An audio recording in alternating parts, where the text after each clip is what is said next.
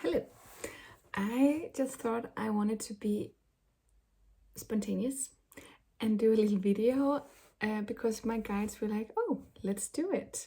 And I have at the moment not really any idea of what I'm going to say because the guides just want to say something. So I have some cards here. It's the energies, the 7 energies card deck, and I'm gonna pull a card. I am going to pull a card about what would be most relevant to know now, and it's jumping out. Ooh, wish upon a star with this beautiful little girl. She's holding a star. It's the number 39. Wish upon a star. And what is this all about?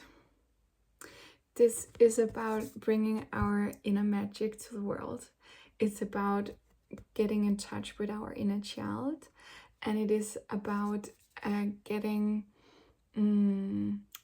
closer to the dream world by actually acknowledging what's in our heart, what the stars in our heart is wanting to show us, and what they want to. They're actually so they're saying that the star is the same as our dreams, and our dreams and the stars is the leading star, like a compass that you want to go towards. And if you are not recognizing the light of your leading star in your heart and therefore in your dreams, then you're not getting the fuel to go ahead in life.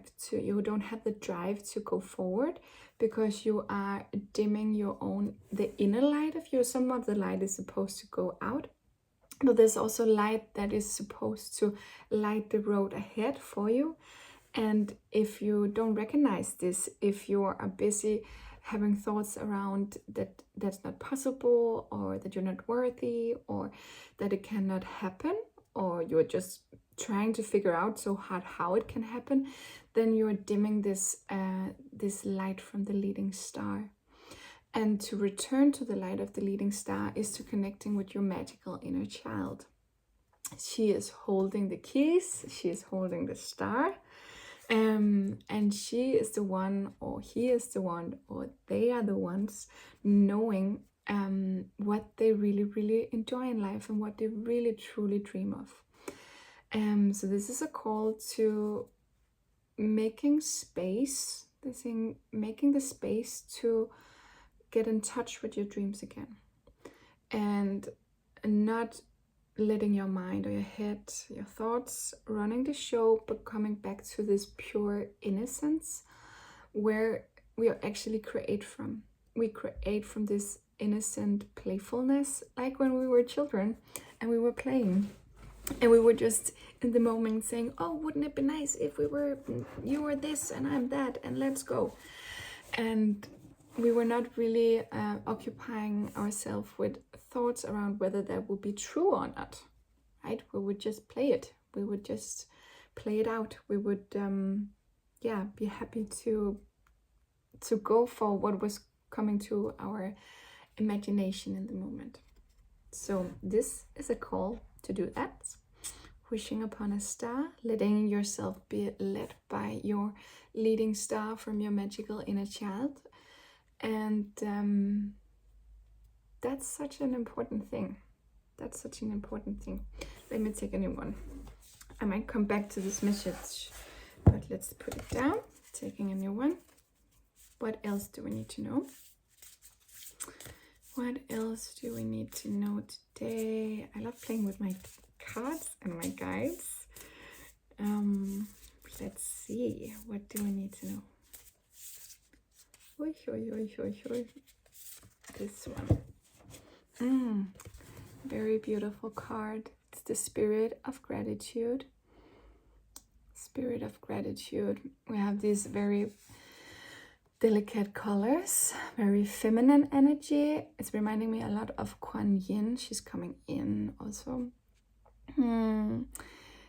It's very soft, but they're saying like, don't be fooled. It's one of the strongest energies that you can entertain yourself with, and it's the one of the strongest forces to move forward in life. That's gratitude or appreciation.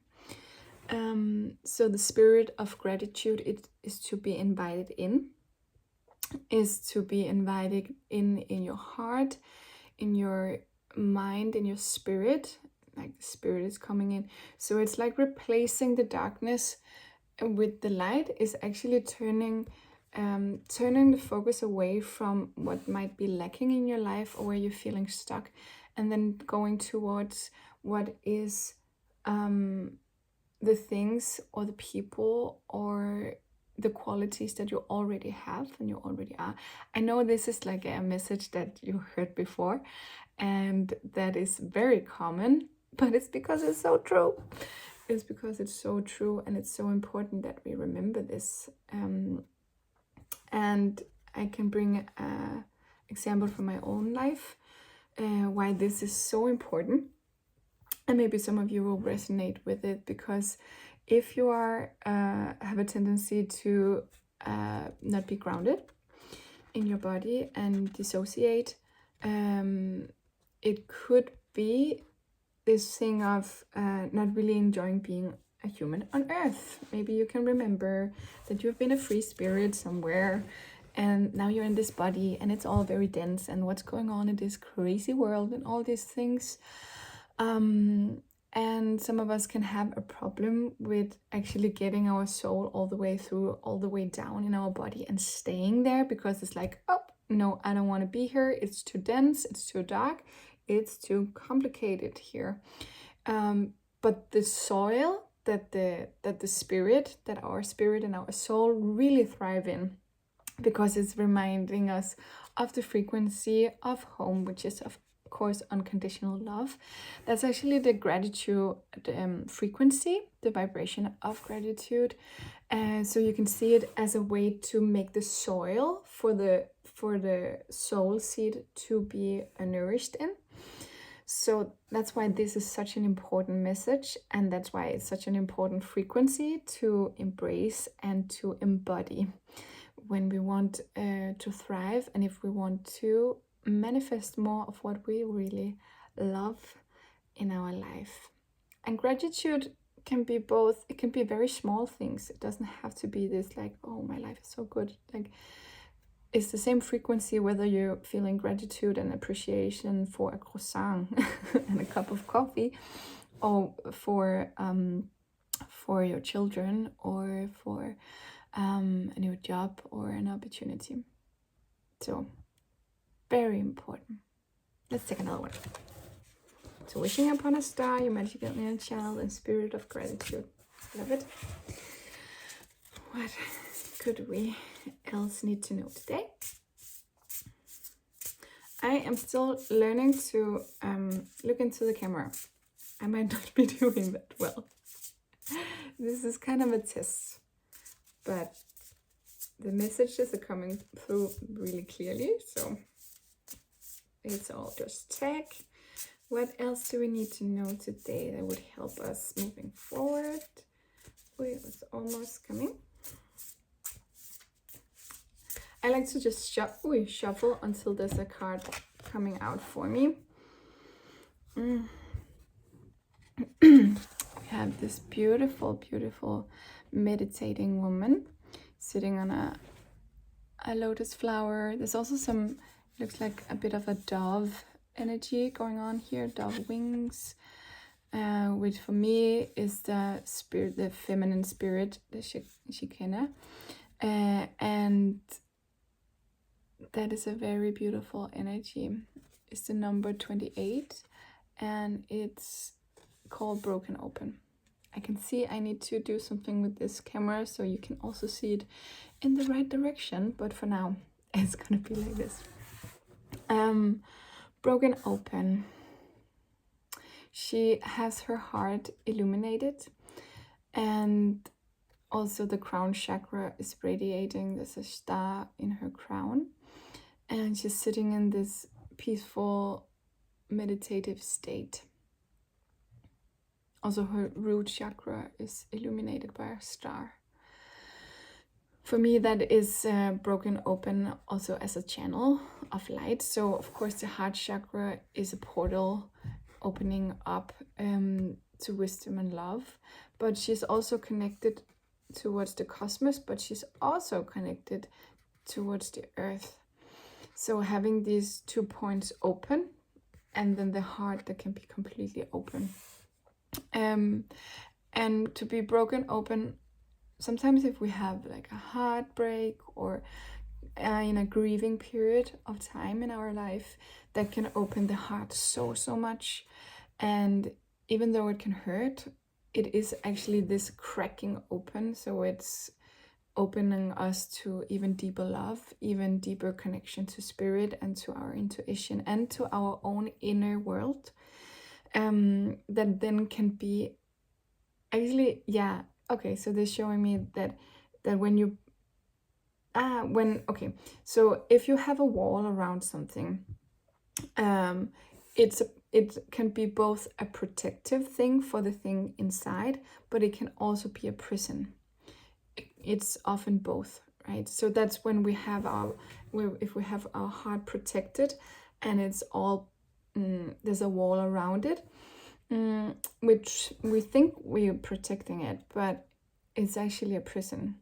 So they say when it's broken open, even though we think it's coming from the outside, that something outside ourselves are causing it to break, like an event in our life, like a relationship dissolving or the death of a dear one, we think it will be that it's penetrating and breaking, but actually it's from the inside breaking free from the prison.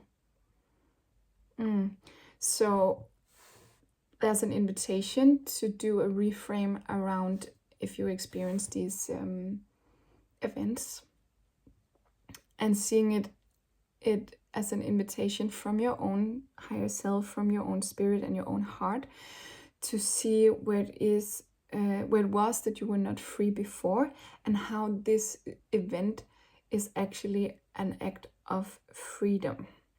It's an act of breaking open from the inside out, even though you perceive it to be an outside event. So maybe really get curious about that. How can you reframe it? How can you invite in that perspective that it is your heart breaking free from a prison? Try to do a meditation and a contemplation around that. That could be helpful. Yes.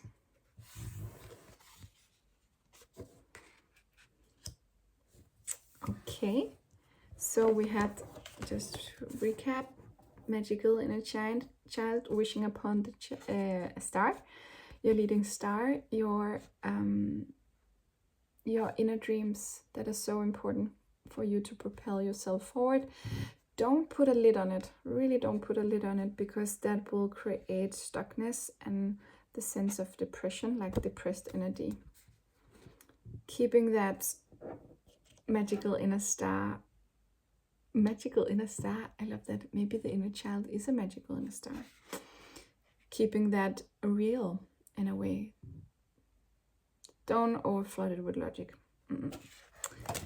And we have the spirit of gratitude, which is the soil for our soul to live and thrive in on earth. Very important. And then again, invitation to see where outside events that feels like they're breaking your heart is actually a present from your inner self, from your higher self, from your inner being, to set your heart free from the prison it has been in. Yeah, so that was that. And I hope you can use these messages, me playing with spirit, and yeah, I love these. I might make another video. I hope you have a beautiful day, and that you will listen to your heart and your inner magic and your inner child, and really follow what makes you feel good and what lights you up and excites you and makes you feel safe and good. Have a wonderful day.